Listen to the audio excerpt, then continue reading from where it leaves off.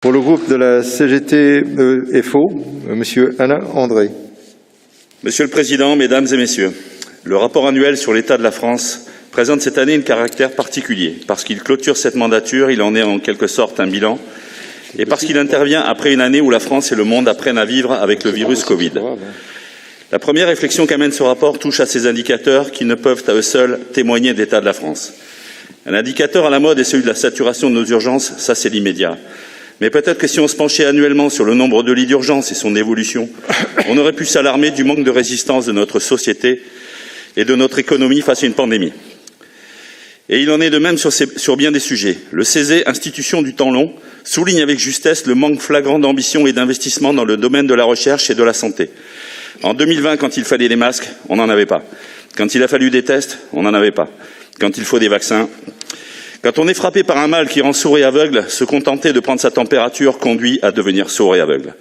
Pour effet, la France est en mauvais état.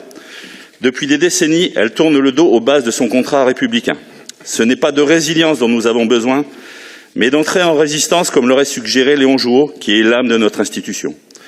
Entrer en résistance, c'est faire face aux réalités qui se dégradent, aux inégalités qui augmentent, à la pauvreté qui s'accroît, à la précarité qui pénètre, aux violences de toutes sortes qui gangrènent et les combattre pour, si possible, les éliminer. Entrer en résistance, ce n'est pas accepter que la France, pays de Pasteur, ne soit pas en mesure d'avoir son propre vaccin. C'est mesurer notre dépendance stratégique dans tous les domaines qui font que notre République fait société. La résilience, c'est in fine accepter les annonces journalières de licenciements, d'externalisation, de fractures en tout genre, et face à une pandémie, le nombre de malades et de morts.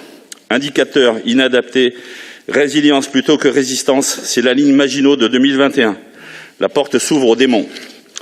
L'état de la France, c'est heureusement notre capacité à faire face grâce à notre système collectif de protection sociale, maladie, assurance chômage, école publique, un formidable amortisseur de crise, un bouclier protecteur qu'il faut renforcer. La France, en intégrant les préconisations de ces RAEF, peut améliorer sa résistance et poser les fondations de la République de demain. Il faut amplifier le plan de relance et, comme on a pu l'entendre dans cet hémicycle, reconstruire les capacités de production auxquelles, pour FO, nous ajouterons avec un contrat social renouvelé. Le groupe FO votera pour et salue le travail colossal de la commission ECOFIN au cours de cette mandature, et particulièrement pour ce dernier RAEF, compte tenu des délais. Merci à l'équipe administrative, merci aux rapporteurs, et aussi merci à Hélène, notre camarade, pour avoir brillamment assuré la présidence de cette section. Merci.